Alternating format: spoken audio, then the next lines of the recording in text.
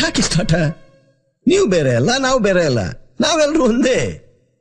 ಖಂಡಿತ ಇಲ್ಲ ಸರ್, ನೀವೇ ಬೇರೆ, ನಾವೇ ಬೇರೆ. ಕಾದ ನೆಲದ ಮೇಲೆ ಬೀಳೋ ಮೊದಲ ಮಳೆ ನೋಡಿದ್ದೀರಾ? ಆ ಬಿದ್ದ ಮಳೆಗೆ ಘಮಘಮ ಅನ್ನೋ ಮಣ್ಣಿನ ವಾಸನೆ ಗೊತ್ತಾ? ನಮ್ಮ ಹಳ್ಳಿ ಹೊಂಗೆ ಮರದ ತಂಗಾಳಿಯ ಅನುಭವ ಆಗಿದೆಯಾ ನಿಮ್ಗೆ? ಹೂ ಅರಳೋದನ್ನ ನೋಡಿದ್ದೀರಾ?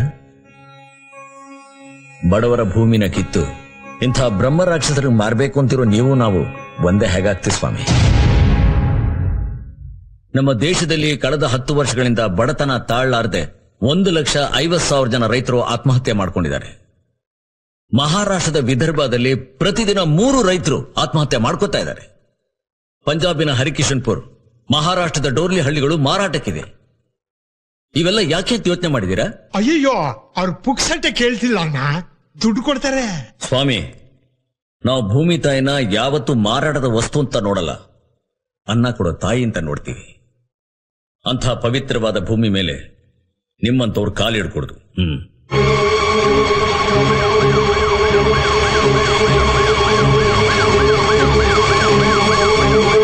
ಛತ್ತೀಸ್ಗಢ್ನಲ್ಲಿ ಶಿವನಾಥ್ ಅನ್ನೋ ನದಿನ ಮಾರಿದ್ರಿ ಒಂದು ಖಾಸಗಿ ಕಂಪನಿಗೆ. ರಾಯಗಢ್ನಲ್ಲಿ ಕೆಲವೊಂದು ನದಿನ ಒತ್ತೆ ಇಟ್ರಿ. 1 ಲಕ್ಷ ಜನ ಮೀನುಗಾರರು ಬೀದಿ ಪಾಲಾದ್ರು. ಕೇರಳದ ಪೆರಿಯಾರ್ ನದಿನ ಹರಾಜ್ ಹಾಕಿದ್ರಿ. ಮಲಂಪುಜಾ ನದಿ ಅಣೆಕಟ್ಟನ್ನ ಒಟ್ಟಿಗೆ ಮಾರಿದ್ರಿ. ಸಾಗರ ನದಿನ ಯಾವುದೋ ಗ್ರೂಪ್ ಆಫ್ ಕಂಪನಿಗೆ ಲೀಸ್ ಕೊಟ್ರಿ. ನರ್ಮದಾ ಹೆಸರಿನಲ್ಲಿ ಗುಜರಾತ್ನಲ್ಲಿ 70,000 ಜನ ಬೀದಿ ಪಾಲಾದ್ರು. ಅದಕ್ಕೆ ಇವತ್ತು ಪ್ರಕೃತಿ ವರವಾಗಿ ಕೊಟ್ಟಿರೋ ನೀರನ್ನ ಕೊಂಡ್ಕೊಂಡು ಕುಡಿಯುವಂತ ಸ್ಥಿತಿ ಬಂದಿರೋದು. ಅಯ್ಯೋ, ಅವ್ರಿವ್ರ ವಿಷಯ ನಮ್ಗೆ ಯಾಕೆ ಬಿಡಿ, ನಮ್ಮದಂತೂ ರೈತ ಪರವಾದ ಸರ್ಕಾರ. ಹೂವಣ್ಣ, ನಾವು ರೈತರನ್ನ ಪ್ರೀತಿಯಿಂದ, ಪ್ರೇಮದಿಂದ, ಮಮತೆಯಿಂದ ನೋಡ್ಕೊತೀವಿ.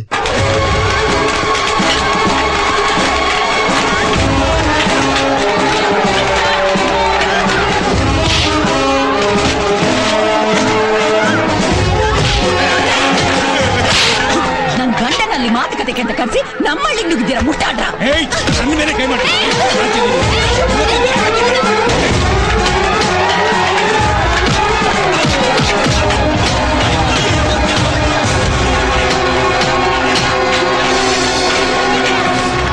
%70 ಜನ ಹಳ್ಳಿಗಳಲ್ಲೇ ವಾಸ ಮಾಡ್ತಾರೆ. ಆದ್ರೆ ಎಲ್ಲಾ ಸೌಕರ್ಯನೂ 30% ವಾಸ ಮಾಡೋ ಪೇಟೆಗಳಿಗೆ. ಯಾಕೆ? ನಾವು ಮನುಷ್ಯರಲ್ವಾ? ನಮ್ಮ ಮಾವು, ಬೇವು, ಸೀಗೆ, ಎಳ್ನೀರು ಎಲ್ಲರೂ ನಾಶ ಮಾಡಿದ್ರಿ. ಈಗ ನಮ್ಮ ನೆಲನ್ ಕಿತ್ಕೋತಾ ಇದ್ದೀರಾ. ಯಾರೋ ವಜ್ರದ ನೆಕ್ಲೆಸ್ ಹಾಕೊಂಡು ಮೆರೆಯೋದಕ್ಕೆ ಬಡವರ ಭೂಮಿನ ಬಗಿತಾ ಇದ್ದೀರಾ. ನೀವು ಹೆಜ್ಜೆನಿನ ಹುಟ್ಟಿ ಕೈ ಹಾಕ್ತಾ ಇದ್ದೀರಾ. ಜ್ಞಾಪಕ ಇರ್ಲಿ.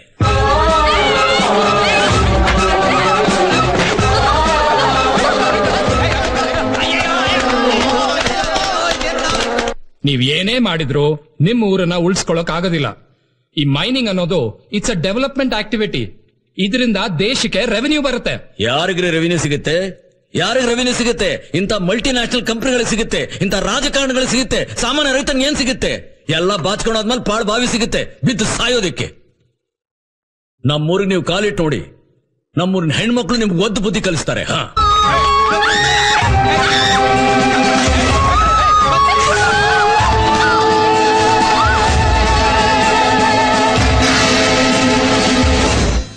ನಿಮ್ಮ ಹತ್ರ ಪೆನ್ನು ಪೇಪರ್ ಇದೆಯಲ್ಲ, ಬರ್ಕೊಳ್ಳಿ. ನಿಮ್ಮಂಥ MNCಗಳು ಗಣಿಗಾರಿಕೆಯಿಂದ ಜಗತ್ತಿನಾದ್ಯಂತ ಏನೇನ್ ಸಾಧನೆ ಮಾಡಿದಿರಂತ ನಾನು ಹೇಳ್ತೀನಿ. ಅಮೆರಿಕಾದ ಒಂದು ಕಾಪರ್ ಅಂಡ್ ಗೋಲ್ಡ್ ಕಂಪನಿ ಇಂಡೋನೇಷ್ಯಾದ 20,000 ಜನನ ಒಕ್ಲೆಬ್ಬಿಸ್ತು. ಘಾನಾದಲ್ಲಿ 30,000 ಜನ, ಬ್ರೆಜಿಲ್ನಲ್ಲಿ 35,000 ಜನ, ಕೀನ್ಯಾದಲ್ಲಿ ಟೈಟಾನಿಯಂ ಗಣಿಗಾರಿಕೆಯಿಂದ 1 ಲಕ್ಷ ಜನ, ಚೈನಾದಲ್ಲಿ ಡಾನ್ಜಾಂಗ್ಯೂ ಡ್ಯಾಮ್ ಕಟ್ತೀವಿ ಅಂತ 3,83,000 ಜನ ನೆಲ ಕಳ್ಕೊಂಡ್ರು. ಮೊನ್ನೆ ಸಿಂಗೂರ್ನಲ್ಲಿ 1000 ಎಕರೆನ ಒಂದು ಮೋಟಾರ್ ಕಂಪನಿ ಕೊಡೋದಿಕ್ಕೆ 20,000 ಜನ ಬಲಿಪಶು ಮಾಡಿದ್ರಿ. ನಮ್ಮ ಕರ್ನಾಟಕದಲ್ಲಂತೂ ಅಭಿವೃದ್ಧಿ ಹೆಸರಿನಲ್ಲಿ ರೈತಂಗಾಗಿರೋ ಅನ್ಯಾಯಕ್ಕೆ ಲೆಕ್ಕನೇ ಇಲ್ಲ. ಇದುವರೆಗೂ ಭಾರತ ದೇಶದಲ್ಲಿ ಮನೆ ಮಠ ಕಳ್ಕೊಂಡ ಸಂಖ್ಯೆ 3 ಕೋಟಿ ಜನ. ಅದರಲ್ಲಿ 3/4 ಭಾಗದ ಜನಕ್ಕೆ ಒಂದೇ ಒಂದು ರೂಪಾಯಿ ಪರಿಹಾರ ಸಿಕ್ಕಿಲ್ಲ. ಯಾಕೆ ಸ್ವಾಮಿ?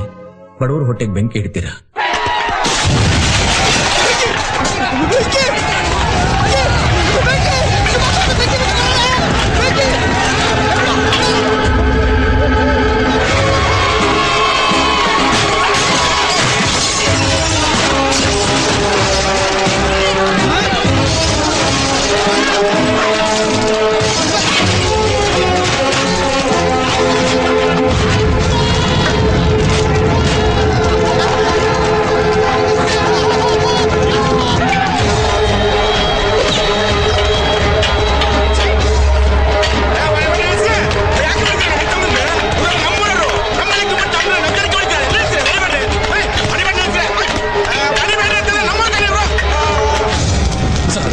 ಸಿಚುಯೇಷನ್ ಕಂಟ್ರೋಲ್ ಮೀರ್ತಾ ಇದೆ, ಏನ್ ಮಾಡೋದು?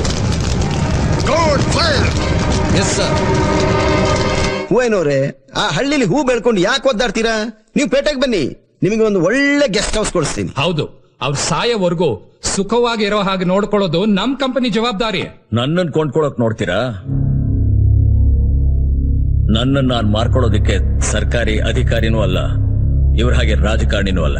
ನೀನು ಈ ರಾವಣನ ಜೊತೆ ಜಟಾಯು ಹಂಗೆ ಹೋರಾಟಕ್ಕೆ ಹೊಂಟಿದ್ಯಲ್ಲ, ನಿನ್ ರೆಕ್ಕೆ ಉಳಿತಾವ?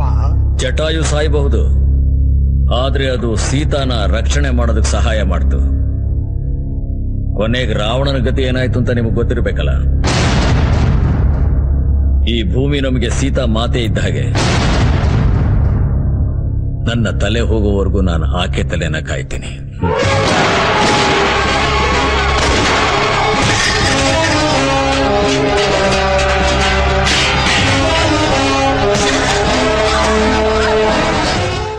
Why is this poor farmer begging?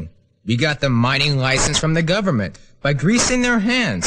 So why are you pampering him so much? Come on, get him out! Shut up!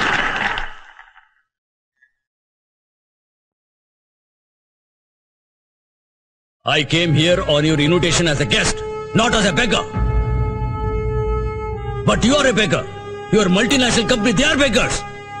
You think you can buy the whole world with your money? No! We are ready to die. We won't leave our soil. We won't leave our village.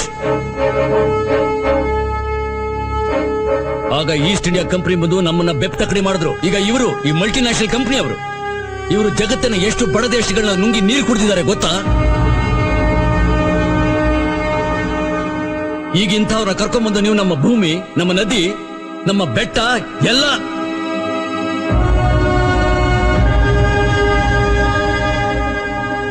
ಬರುತ್ತೆ. ನಿಮ್ಗೆಲ್ಲ ಬುದ್ಧಿ ಕಲಿಸೋ ದಿನ ಬರುತ್ತೆ. ಪ್ರಕೃತಿ ನಿಮ್ಮನ್ನ ಕ್ಷಮಿಸೋದಿಲ್ಲ, ಪ್ರಕೃತಿ ನಿಮಗೆ ಪಾಠ ಕಲಿಸುತ್ತೆ.